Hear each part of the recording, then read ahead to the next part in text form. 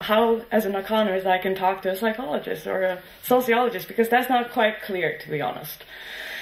But talking about behavioral economics, which is a subdiscipline within economics that has been growing for the past 30 years, you have to make the parallel to psychology somehow and the development of psychology.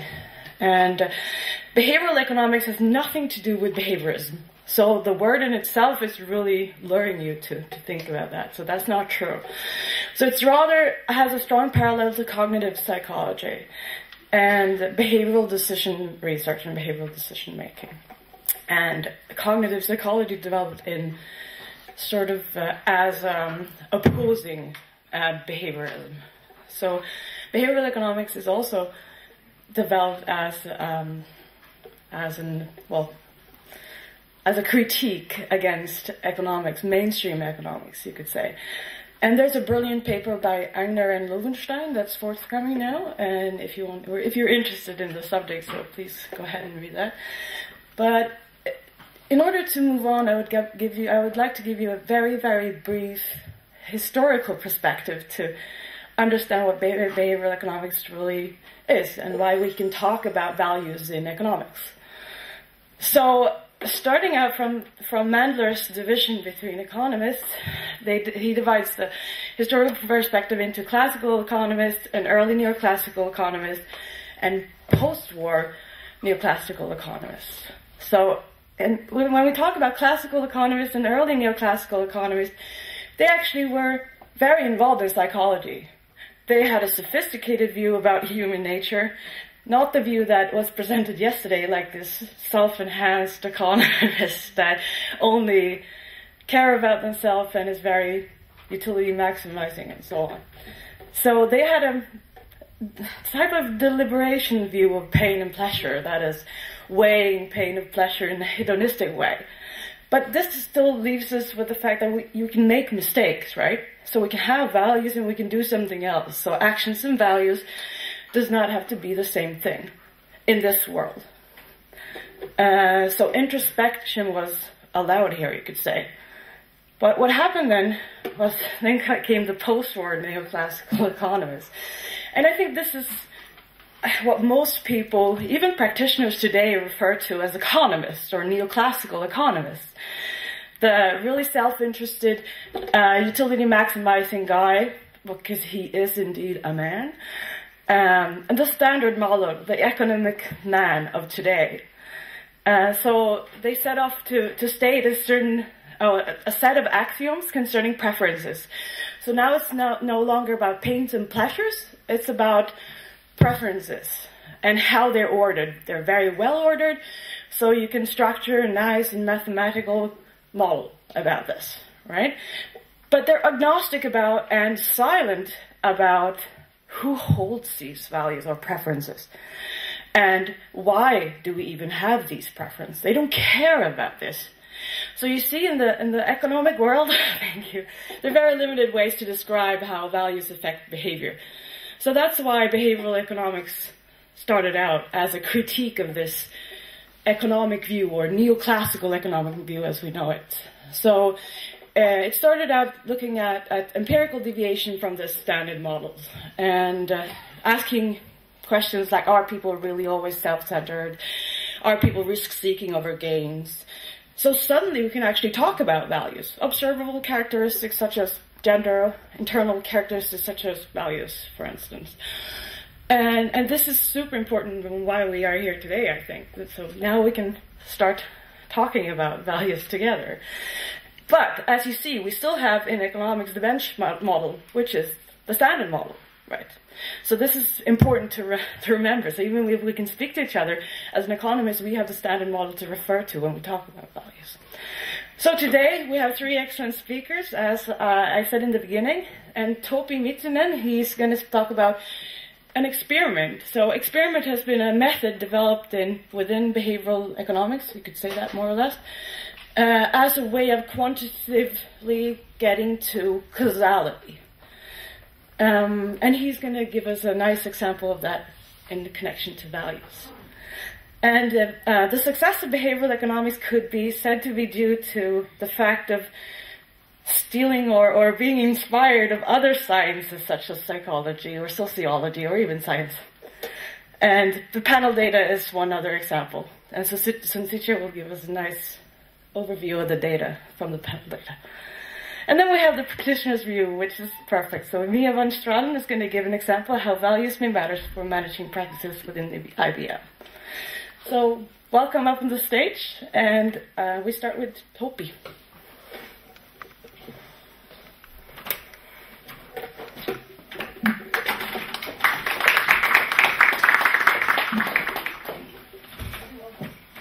Right, good morning. Nice to see you, that you have found your way here, even despite this early morning hour. So, indeed, I'm going to be talking about an experiment, a controlled experiment, and so that you don't get misunderstandings. Experimentation, of course, was not developed within economics, but it dates back to times of Galilei and so forth. So we are really inspired by other disciplines in this endeavor. But so today this experiment is going to be touching upon an issue that should be of interest to social entrepreneurship and managing social enterprises.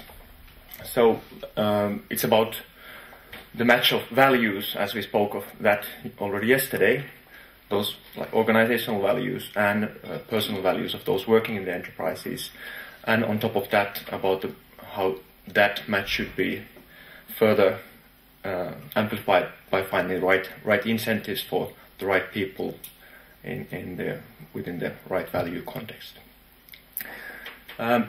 So it's joined with Ulla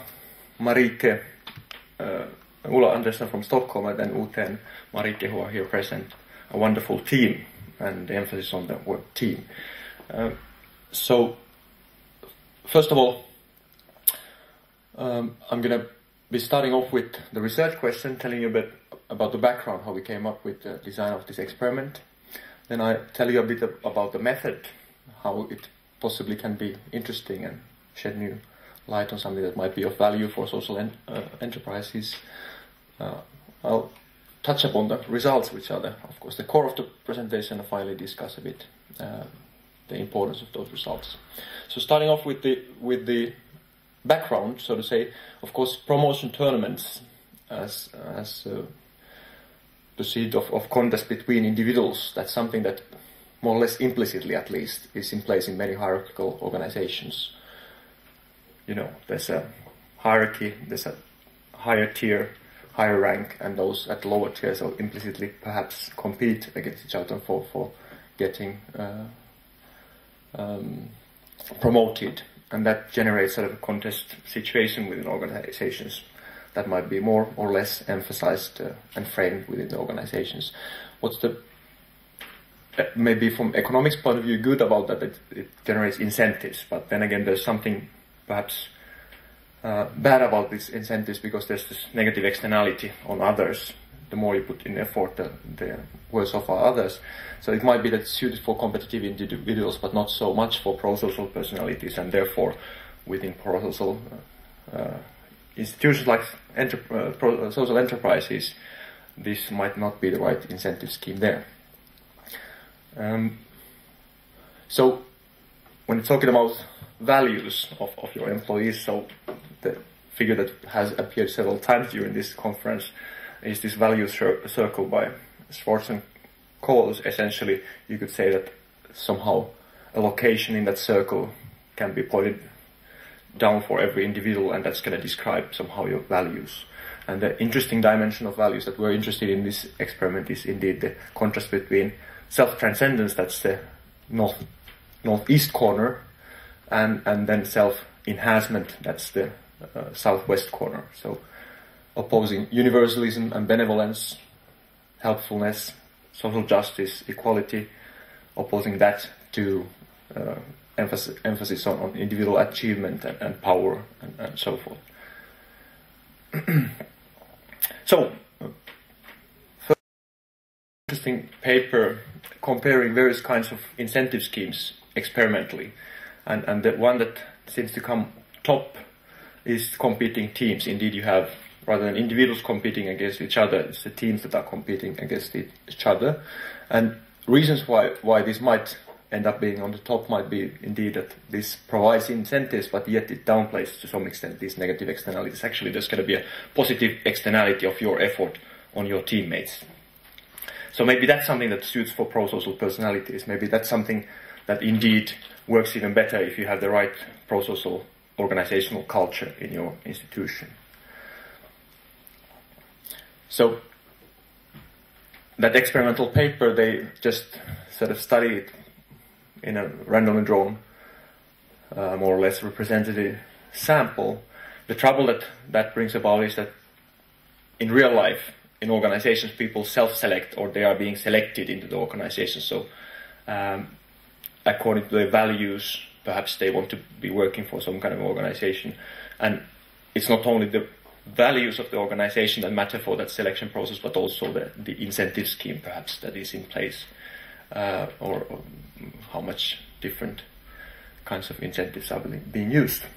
And indeed, on the side of occupational psychology and organizational studies, people have been very much emphasizing this person-culture fit, which was indeed discussed yesterday, that there should be a match between personal and organizational values, and that sort of brings about a lot of very positive outcomes, attitudinal and behavioral outcomes in organizations, such as performance and moreover things like lower intentions to quit and more commitment to the organization, so on and so forth.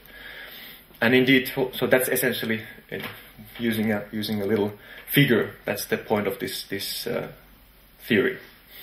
So on the right-hand side, you have a self-enhancement culture, and it might be the case that in a self-enhancement culture, it's the heroic individuals that prosper in that culture, and these pro-social mice, they a bit shy off in that culture, and they don't really feel at home. While on the other side, there's on the left-hand side, you have a self-transcendence culture, and it's the pro-social individuals that are going to prosper in those organizations, and those emphasizing power and achievement, they might get a bit frustrated being part of those organizations. Okay, but we add an additional dimension to this match picture, and we take into account the incentives. That's what economists have been interested in, and here you see the interdisciplinary nature of this whole SELUSI approach, that we can combine various disciplines, and we are making the conjecture, that's our guess, that okay, perhaps it's going to be the case that once you have indeed a match between personal and organizational values, and you put the right incentives in place, then you're going to boost performance. So on the self-transcendence side, indeed, team incentives are going to be the right way to motivate people, while on the self-enhancement side, you're going to use contests between individuals like promotion schemes, so on and so forth. So indeed, the research question after this longish introduction is whether it's indeed important to have a match between organizational culture, incentives, and personality, or not. Now about the method, which is again a bit of an odd one out within SELUSI, and maybe as the whole SELUSI is a bit of an alternative approach, it in that way suits rather well into our interdisciplinary program. So we're going to run a computerized experiment in such a computer laboratory, as you see in the figure on the right hand side. So people are sitting in these cubicles, they are acting completely anonymously. You may wonder why do we create such an environment. There's likely not to be any team feeling, or there's likely not to be much of an organizational culture or anything. The advantage of that is, of course, that we get a lot of control. So any sort of uncontrolled influences that might be there in the field, we can sort of rule them out. So the challenge really is that we should be able to use some kind of a proxy to generate that corporate culture or the organizational culture, and we should be able to generate the incentives and so on and so forth here. So that's really the challenge that we face. Our experimental timeline So the design really we start off with the dictator game or other behavioral games.